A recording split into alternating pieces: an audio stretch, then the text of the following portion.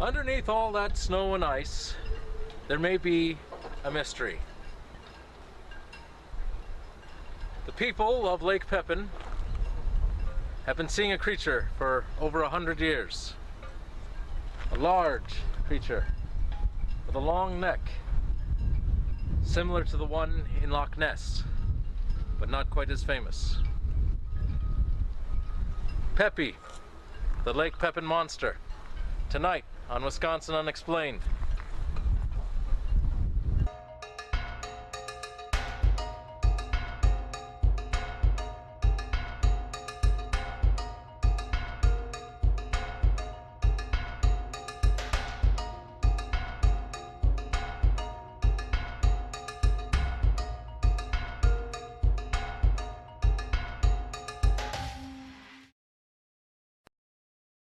Go ahead and look at the lens if you want. Okay. Okay, thank you. Hi, I'm Kitty Latinay.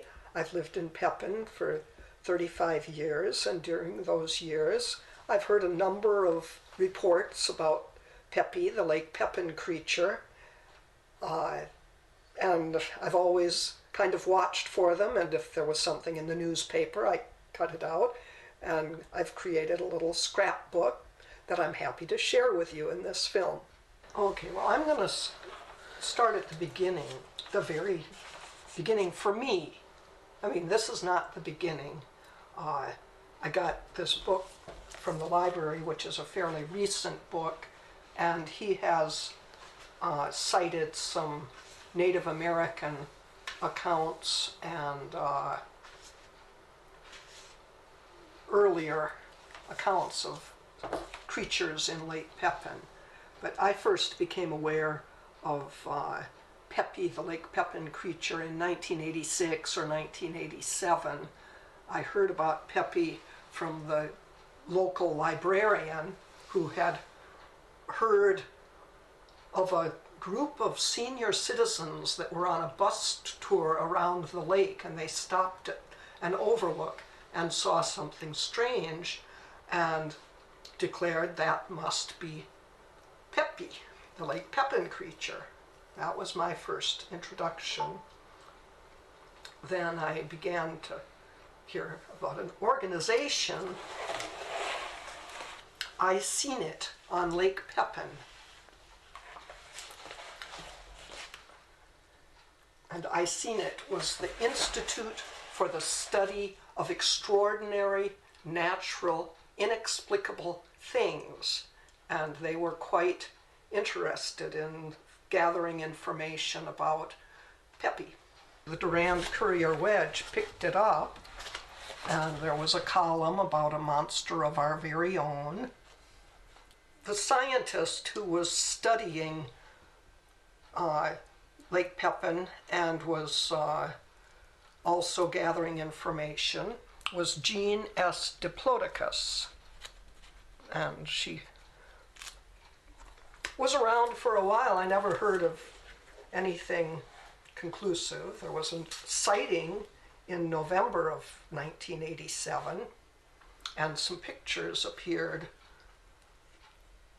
There was more press about Jean S. Diplodocus and more pictures taken. Boy, back in those days, people would take pictures with film, and for photographers, black and white was more stable. That color photography would tend to fade over time, and you probably have seen old pictures from your family where the color has been quite distorted because of the film technology. But people would take a roll of pictures and take the film to the local processing service and wait a few days, and then they'd see if anything turned out. And sometimes something turned out, and sometimes it didn't.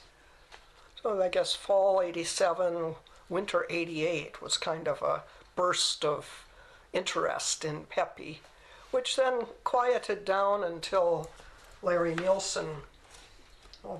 People sent in some accounts of their experiences with Pepie that are typed up in this book. I'm Larry Nielsen. I got involved with Pepie many years ago My wife and I were out on the lake one night just before sunset. The lake was perfectly smooth, smooth as glass, and we saw a big wake going upstream against the current, about 2 or 3 feet high and a couple hundred yards long. And we thought, holy cow, what's making that big wake there? Because there wasn't any other boats out there. And started looking into it, what could possibly be in Lake Pepin that's making that big a wake. And then I started running into information about Pepie, the Lake Pepin monster that maybe lives out there. And one of the first things I came across was the Minnesota State Historical Society has a book called The Book of Days, and in their book back in 1865 there was a couple folks from Lake City that said they saw a lake monster swimming on Lake Pepin that was larger than a rhinoceros but smaller than an elephant. So that really got me intrigued, and I talked to other people and come across other sightings over the years of a big creature swimming on the lake.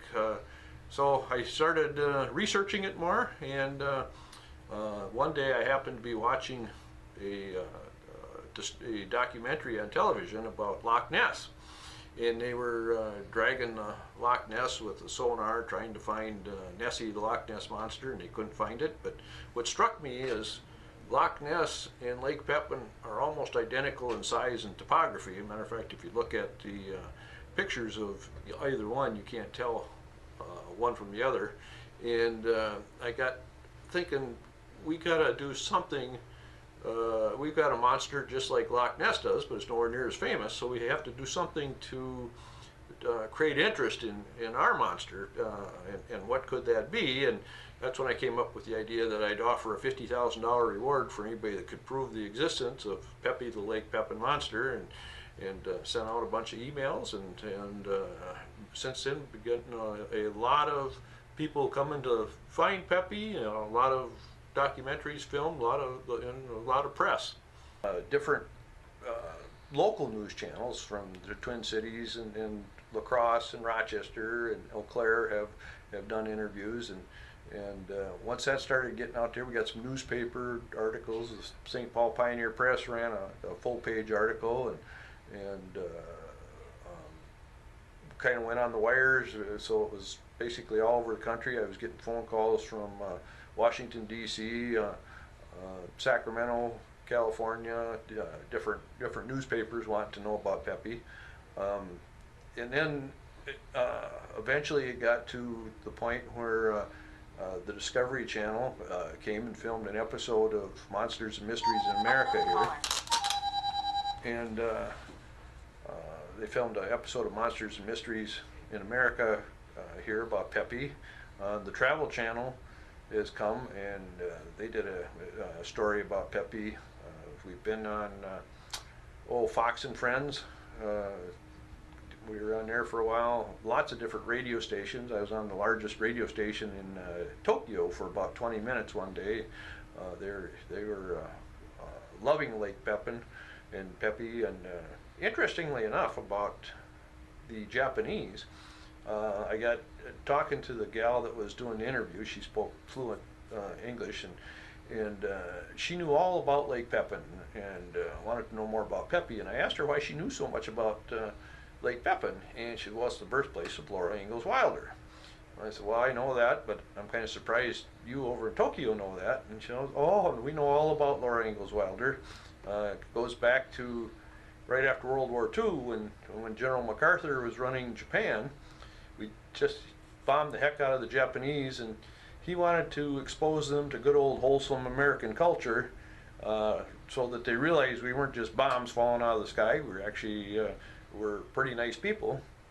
So he had all those Little House on the Prairie books translated into Japanese and distributed them to the Japanese people, and they just loved them. Became one of the most popular reading material in Japan. Actually, I've gotten calls or emails from all over the world about Pepie. The Chinese government has a website with some information on it. It has kind of gotten to be a worldwide phenomenon at this point. You know, I get phone calls quite often, not so much in the winter because the lake's full of ice, but I get phone calls quite often from people that will say, "Oh, I saw something on the lake. I know I saw Pepie," and a lot of times, who knows what they're seeing, but the most recent one was last fall. I got a phone call from a guy that was a truck driver. He was from St. Cloud, Minnesota, driving somewhere down south and along the river, and he looked out at the lake as he was driving by, and he swears he saw something out there that looked like a monster swimming there. So he Googled my name and phone number and called me and said, "You won't believe this, but I'm from St. Paul and I'm driving down the river in my truck and I looked out there and I swear I saw a monster out there and I just wanted to call and let you know." So, you know, a lot of times boaters will see something. So yeah, it's pretty common in the summer. You know, at least a couple times a month I'll get a phone call or email from somebody that thinks they saw something. In April 1988, members of the Pepie Patrol discovered a nest of large, leathery reptilian-type eggs at the shore of Lake Pepin. This is like the boat landing or, you know, down right in the marina area. I mean, it's not the marina because there aren't the docks, but right next to the marina, looking across at Lake Pepin, at the Minnesota. I suppose a person could probably even find the place by matching the Minnesota bluff. Now this is interesting. This is not just a tree, because if it's the same location, oops, excuse me. If you look, it's up and there's something here. And then it's more bent than before. Yeah. And whatever that was moved. is missing.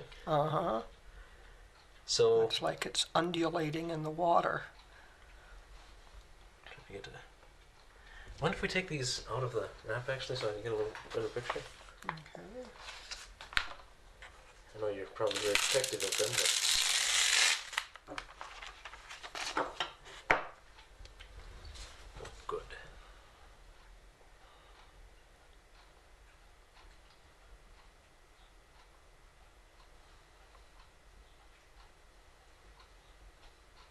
Well, Chad Lewis and Noah Voss wrote the book, and I kind of collaborated with them, provided them some information, and they did a bunch of research and got a whole bunch more information. And it's pretty exhaustive research that they did, and it's a pretty interesting read, and it's kind of become the definitive book for learning about Pepie and what Pepie does. Or you know, people have seen Pepie going back centuries actually.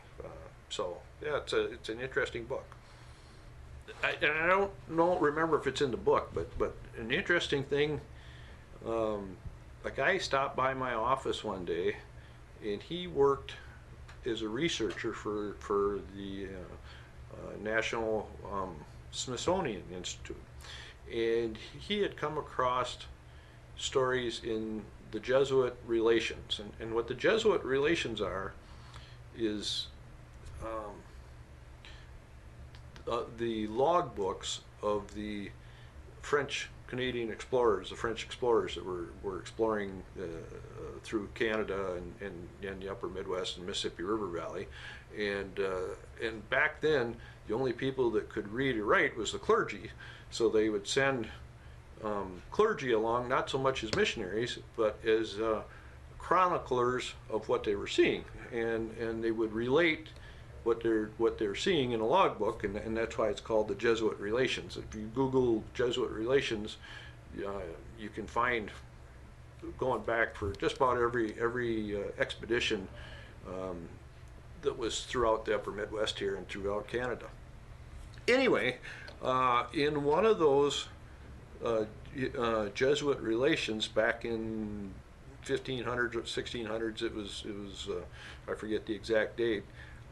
One of the notes in the Jesuit relations were, "We were on Lake Pepin today, and we saw a large creature swimming on the lake. We don't know what it was. And that's the earliest one that I know of. Other ones in the book are from riverboat pilots and riverboat crews that were going up and down the river and in the 1700s, 1800s, and they would see things on the lake, and they would make note of it and record it in their log books and talk about it. So there's several issues or several sightings going back actually hundreds of years ago. I have seen things out there that I don't know what they were. And one example is a few years ago I was driving on Highway 61 in Lake City, and I happened to look out at the lake, and I saw what I thought was a big log about 20 feet long out there. I said, oh, look, there's a big log out there. And then as I drove by, I was thinking, well, the log is floating upstream against the current, so it must not be a log.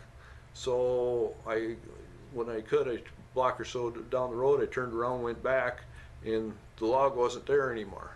So I don't know what it was I saw. I thought it was a log at first, but then I realized it was swimming against the current, and when I turned around and went back, it had disappeared. So that's kind of interesting. I've seen things over in the distance that look like maybe it's a head and a neck popping up out of the water. I've seen that from my boat when I've been on the lake 2 or 3 times. One of them was in the evening, full moonlit night.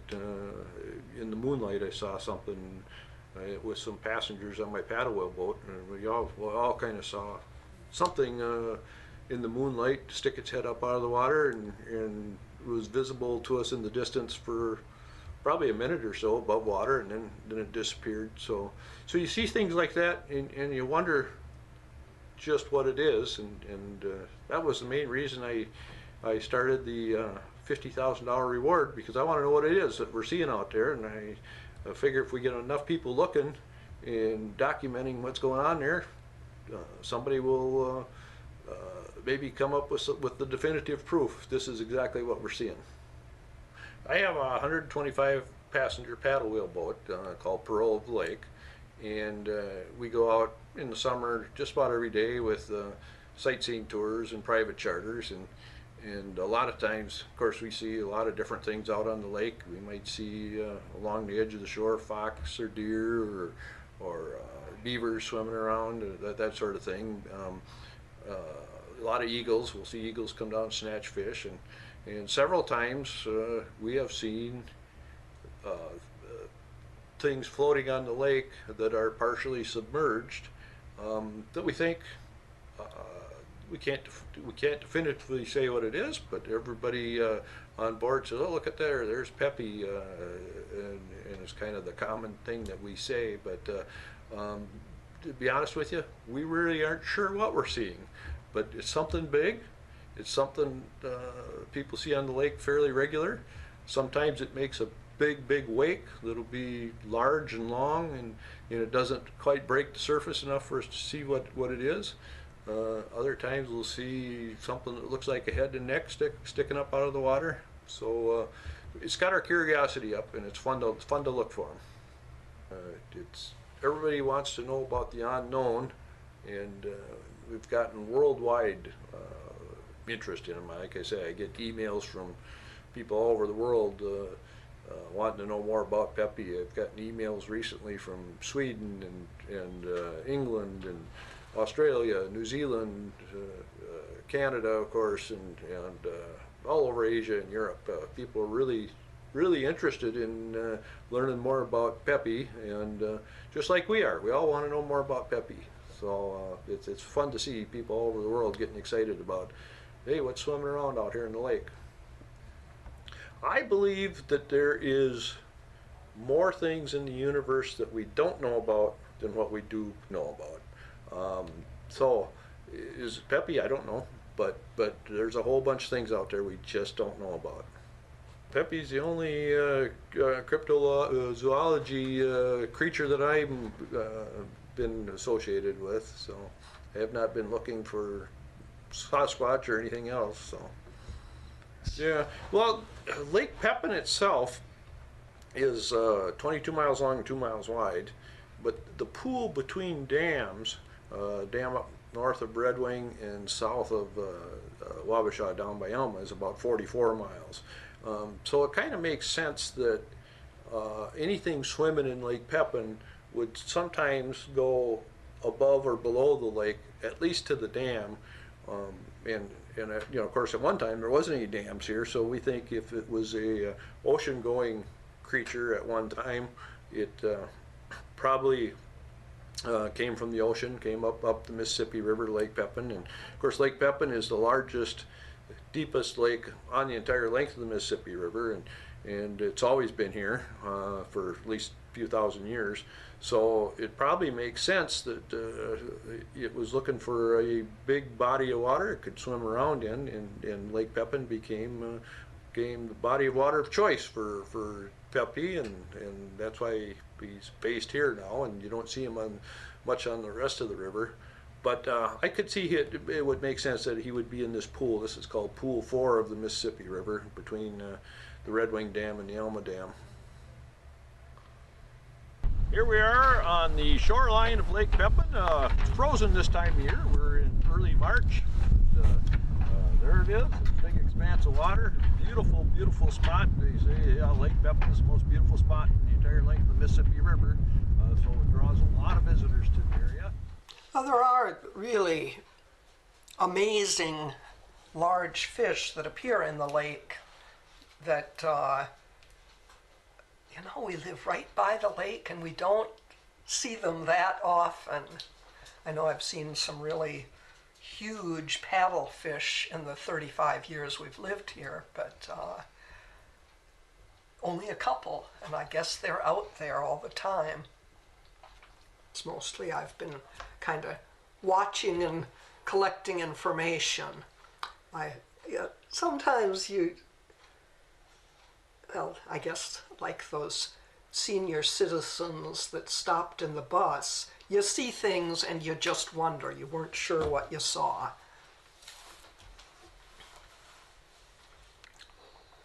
Pepie turns up a few years ago. The Pepin Stockholm community, well, you've probably heard of the Flyway Film Festival. A group got together and made a community film that ultimately involved a little bit of Pepie. And then a few years later, the Flyway Film Festival created artwork that was their interpretation of Pepie. Now, I don't agree with that at all. I don't think Pepie has ever been a mean, scary dragon, but that was their interpretation, which,